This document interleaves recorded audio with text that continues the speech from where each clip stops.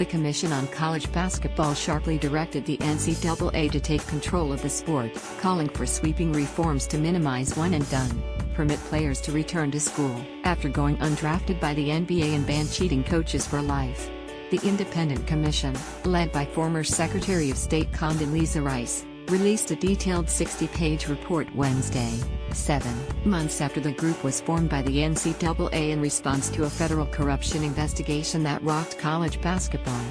10 people, including some assistant coaches, have been charged in a bribery and kickback scheme, and high-profile programs such as Arizona, Louisville and Kansas have been tied to possible NCAA violations. The members of this commission come from a wide variety of backgrounds, but the one thing that they share in common is that they believe the college basketball enterprise is worth saving, Rice told the AP. We believe there's a lot of work to do in that regard.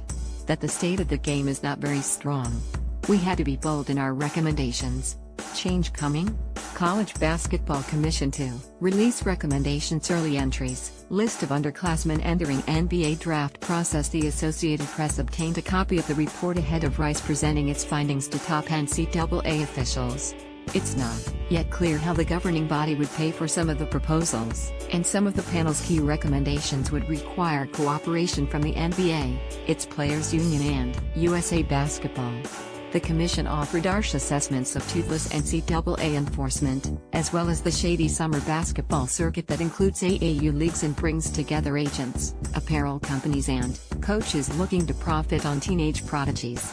It called the environment surrounding college basketball a toxic mix of perverse incentives to cheat, and said responsibility for the current mess goes all the way up to university presidents. The group recommended the NCAA have more involvement with players before they get to college and less involvement with enforcement. It also acknowledged the NCAA will need help to make some changes and defended its amateurism model, saying paying players a salary isn't the answer. The goal should not be to turn college basketball into another professional league, the commission wrote in its report.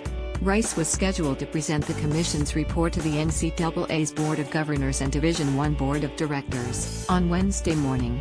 The two groups of university presidents planned to meet after Rice's presentation to consider adopting the commission's recommendations.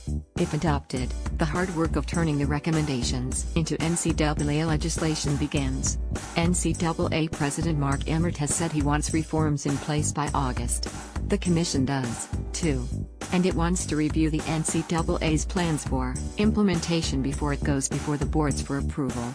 The 12-member commission made up of college administrators and former coaches and players was tasked with finding ways to reform 5 areas: NBA draft rules, including the league's age limit that has led to so-called one-and-done players, the relationship between players and agents, non-scholastic basketball, such as AAU, meant to raise the profile of recruits, involvement of apparel companies with players, coaches and schools, and NCAA enforcement.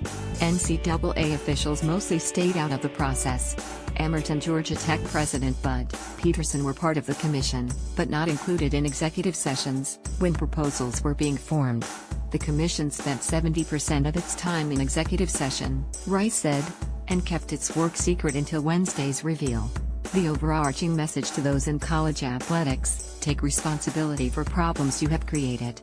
One and NF Commission emphasized the need for elite players to have more options when choosing between college and professional basketball, and to separate the two. The commission called for the NBA and its Players Association to change rules requiring players to be at least 19 years old and a year removed from graduating high school to be draft eligible. The rule was implemented in 2006, despite the success of straight-from-high school stars such as LeBron James, Kobe Bryant, and Kevin Garnett.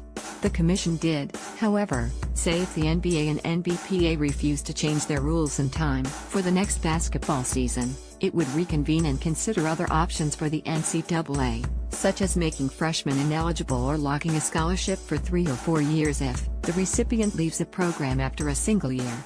One and done has to go one way or another, Rice told the AP, expressing hope the NBA would act. The commission decided against attempting to mirror rules for baseball but said it could reconsider.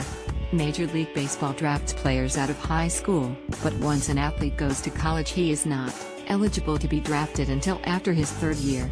Baseball players can also return for their senior seasons after being drafted as long as they do not sign professional contracts. The commission did take a piece at the baseball model and recommended basketball players be allowed to test the professional market in high school or after any college season, while still maintaining college eligibility. If undrafted, a college player would remain eligible as long as he requests an evaluation from the NBA and returns to the same school. Players could still leave college for professional careers after 1 year, but the rules would not compel them to do so.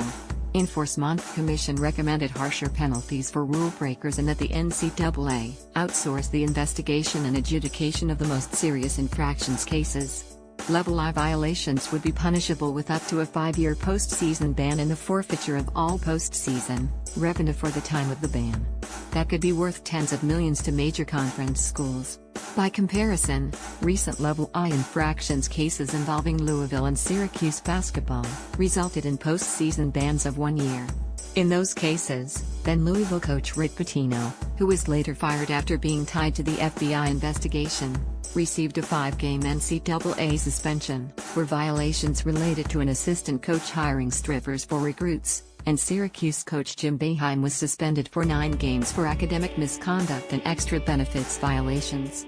The commission said suspensions should be longer, up to 1 season. Instead of show cause orders, which are meant to limit a coach's ability to work in college sports after breaking NCAA rules, the report called for lifetime bans. The commission also said coaches and administrators should be contractually obligated to comply with NCAA investigations. Against the commission proposed the NCAA create a program for certifying agents, and make them accessible to players from high school through their college careers. AAU and Summer Leagues. The NCAA, with support from the NBA and USA Basketball, should run its own recruiting events for prospects during the summer, the commission said, and take a more serious approach to certifying events it does not control. The NCAA should require greater transparency of the finances of what it called non-scholastic basketball events and ban its coaches from attending those that do not comply with more stringent vetting, the report said. Such a ban could wipe out AAU events that have flourished in showcasing future talent. Apparel campaign. Yes, the commission also called for greater financial transparency from shoe and apparel companies, such as Nike, Under Armour, and Adidas.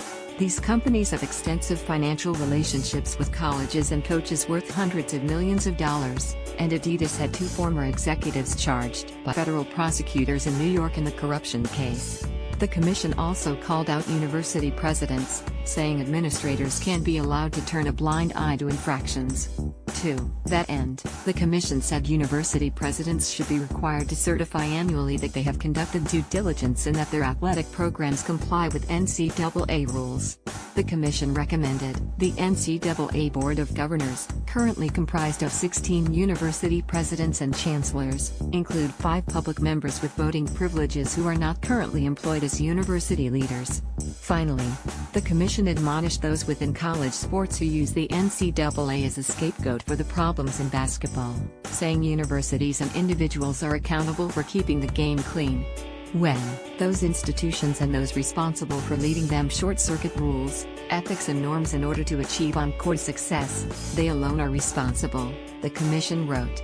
Too often, these individuals hide behind the NCAA when they are the ones most responsible for the degraded state of intercollegiate athletics, in general, and college basketball in